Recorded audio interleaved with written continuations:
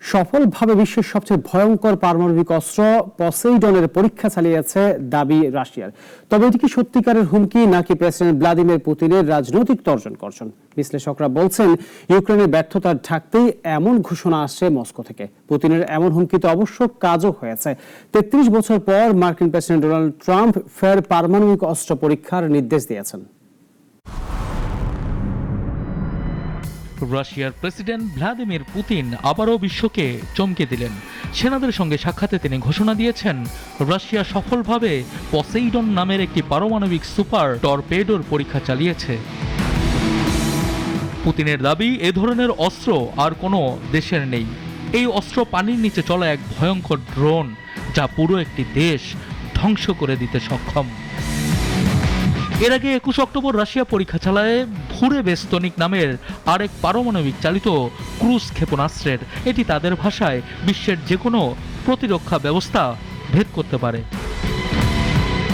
তবে প্রশ্ন উঠেছে, এগুলো আসলেই কার্যকর নাকি পুতিনের রাজনৈতিক প্রদর্শনী? বিশ্লেষকরা বলছেন এসব আসলে আর্মাগেডন অস্ত্র, যা শুধু বিশ্ব ধ্বংসের কাজেই লাগবে, কোনো বাস্তব যুদ্ধক্ষেত্রে ব্যবহারের উপযোগী নয় এগুলো।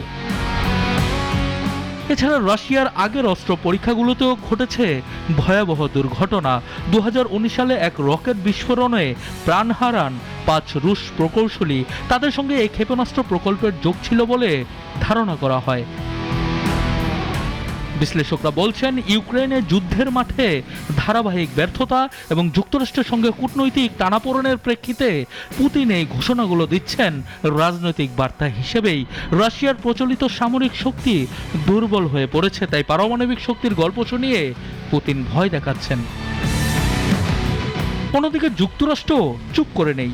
পুতিনের ঘোষণার পরই প্রেসিডেন্ট ট্রাম্প নতুন পারমাণবিক অস্ত্র পরীক্ষার নির্দেশ দিয়েছেন। তাতে মনে হয় রাশিয়ার উদ্দেশ্য বেশ সফলই হয়েছে। রাশিয়া বলছে তাদের পরীক্ষা পারমাণবিক বিস্ফোরণ নয়, তবুও আন্তর্জাতিক অঙ্গনে শুরু হয়েছে নতুন উদ্বেগ। বিশ্ব কি আবার ঠান্ডা যুদ্ধের ছায়ায় ঢুকে পড়ছে?